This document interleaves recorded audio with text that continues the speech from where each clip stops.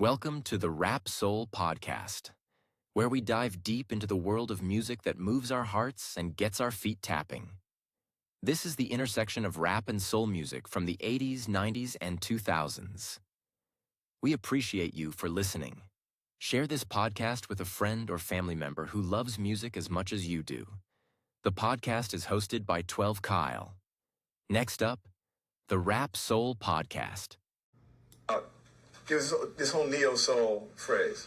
Yes.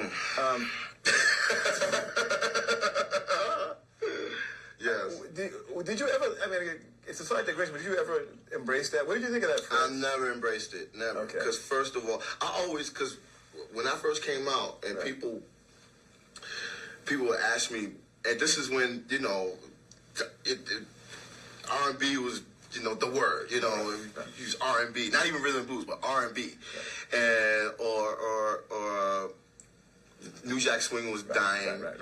Was fizzling out. So when I first came out, everyone would ask me, so what do you do? And I would say soul. I would say soul music. Not neo soul, but soul, And I was like, soul, it's like either you got it or you don't. It's not, how can it be? And I hear you with the whole today's generation of it, but to me that's separative. And also, it puts us in the box. It puts us right back in the box that we were trying to get out of in the first place. So I never dug it.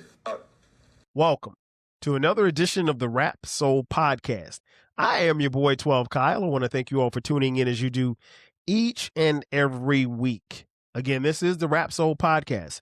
This is the intersection where we have discussions about music and artists from the 80s, the 90s, and the 2000s when it comes to rap, hip-hop, soul, and R&B. Simply put, folks, this is the best music podcast that you have never heard until right now. Again, I want to thank you all for tuning in. Shout out to those of you who are watching on YouTube as well as Spotify. All right, check this out. So the voice that you just heard is that from the late, great Michael Archer, a.k.a. D'Angelo. May he continue to rest in peace. D'Angelo describes his thoughts and emotions about being in the box labeled neo soul. And you can make a case that probably since D'Angelo burst onto the scene in 1995 with his debut album, Brown Sugar, that he's been in that box, neo soul. But it got me to thinking, like, what exactly is neo soul? And, D'Angelo, much like many other artists, probably didn't have any other choice but to accept that label. But as you can tell, he wasn't a fan of it. Someone else who wasn't a fan of it was Raphael Saadiq. Many of you know Raphael Saadiq, music producer, also artist, mostly known from the group Tony, as well as a solo artist. Raphael Saadiq recently made some headlines when he spoke out about neo soul as well. And I'll read you a quote. Quote, Raphael Saadiq, D'Angelo, and Maxwell are not neo soul artists. Sorry, but that's the truth. Neo soul was a term created by one black executive purely as shorthand. It helps labels intentionally identify which acts will not require crossover marketing budgets. Those funds were reserved for pop boy bands. That term neo soul signaled to executives in marketing meetings that these black artists might not sell 100, they might sell 150,000 to 300,000, maybe 500,000 if they're really good, and at best 1 million. It had nothing to do with the sound of music. Hip hop, unlike neo soul, was created by the people. Close quote. And he makes a valid point. And I'll be honest, I think we all embrace the term neo soul without necessarily giving any thought or creed to the artists in which it described. So I did a little research and did a little digging, and I found that the term neo soul did indeed come from a label executive, a guy by the name of Kedar Massenberg, who actually used to manage artists like Erykah Badu and D'Angelo. And so what I found also is that there's been some pushback, and there always has been some pushback. Scratch that. there's always been some pushback about that term. And I get it. And so it led me to the question, what is neo soul? And I'll be honest, I really don't have a great answer for what it is. I just know like the music from the artists that were labeled neo soul artists, you just feel their music. Like it's a different type of music. It's soul music, and it's really music that touches your soul, to be honest. It's not like R&B. R&B is rhythm and blues.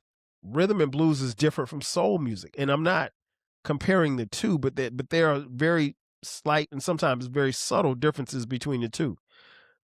When you think of artists like D'Angelo, Raphael Saadiq, Maxwell, Jill Scott, Erykah Badu, Lauryn Hill, Music Soul Child, Angie Stone, rest in peace, India.Arie, Marsha Ambrosius, the list goes on and on. A lot of times they're labeled as neo soul artists, but are they really? They're really more soul artists, and their music is soulful. And I think somehow along the way we lost that context of it. You can listen to any Jill Scott album. It doesn't sound like what you normally hear from other artists. I mean, her most recent album at the time of this recording, it is a beautifully crafted album. It's a feel-good album. The album moves you. It moves your emotion. It moves your body. And it moves you to thought. You know, I can't necessarily say that you're going to get that type of reaction or feeling if you turn on your local radio station and listen to whatever R&B that's being played or soul music that's being played. And I'll be the first to admit I don't listen to the radio. I literally have not listened to terrestrial radio probably in the better part of the last 20 years. And there's no need to. I mean, at least for me, because the music that they play doesn't cater to me or doesn't appeal to me at all. But it does, lend to the question again, what is neo soul? And then when you start looking at some of the artists, how do they compare or contrast? Like, for instance, what makes Usher different from Bilal?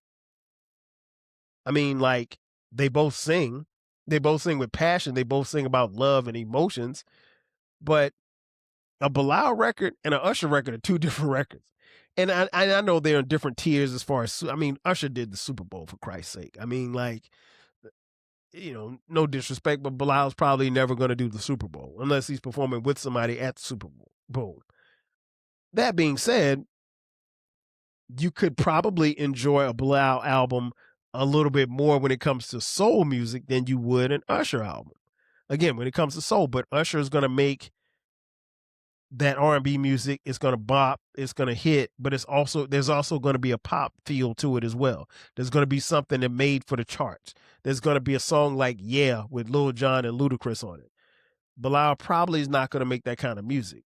But he's still going to make a dope album, right? You look at artists like, I'll use Anthony Hamilton and Maxwell. I would say that they're probably closer, probably a closer comparison. Not saying they're the same, but they're probably a closer comparison when it comes to this type of soul music. I mean, just really, really good music that you feel within your body and within your being. When I think about soul music and I think about D'Angelo and, his untimely passing, one of the things that I remember seeing, I think it was Rolling Stone? I can't remember if it was Rolling Stone magazine or there was some national publication, but when D'Angelo passed, the title of their article was something to the effect of The Last Soul Man. And it fit. I mean, he was the definition of soul. He was soul, but he was also funk. He was also hip hop. D'Angelo's music had a lot of different influences, a lot of gospel too. I mean, like, you go listen to his albums, and we talked about it on his album reviews for both Brown Sugar and Voodoo. There's a lot of gospel influence there, and you could tell he's someone who grew up in the church. And so I think soul music is can be sometimes hard to be defined. But when I think about somebody like D'Angelo, I ask myself, what's the difference between D'Angelo's music and the music that I grew up on, like Marvin Gaye? Both soul music artists, but different realms. And I felt something different from Marvin's music than I do D'Angelo's. There was a deeper connection, at least for me, with D'Angelo's music than it is Marvin. Not saying one's better than the other, but it's just different, right? And so, but I still enjoy them the same. And it goes back to the question, what is soul music? And more specifically, what is neo soul music? And is there a definition? And I would be interested to hear, in 2026, what Kedar Massenberg thinks of neo soul music, because we're constantly putting artists into that neo soul box.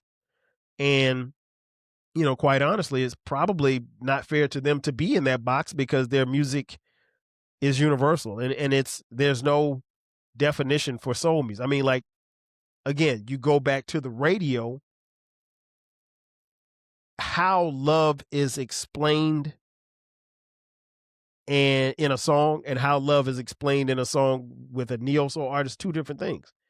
Because if you listen to the music on the radio, it's probably closer to being about sex. And if you listen to neo soul music, it's probably more closer to being about love. There's a difference. I don't think I need to tell you the difference between sex and love. But if I do, shoot me a DM. But again, it goes back to the question, what is neo soul? And again, I don't have a great answer for it, but the thing that I will say is that the artists that are thrown into the bucket of neo soul, it's soul music. Let's just call it what it is. It is soul music. It is pure and uncut raw soul music.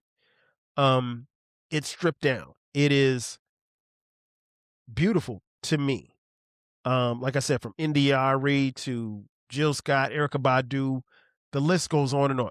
Pure soul music. And at the end of the day, soul music is the music that you feel and how it speaks to you. So by definition, neo soul may not ever be able to be defined. But soul music is just that. It's music that you feel and how it speaks to you. And for that, for some, doesn't need any type of definition. It clearly defines itself. Ladies and gentlemen, that's going to do it for me. Thanks again for checking out this edition of the Rap Soul Podcast. Be sure to subscribe to the podcast. We drop new episodes every Thursday. Also, don't forget about the sister station, the main station, the flagship station, the 12 Kyle Podcast. We drop new episodes there on every Thursday as well.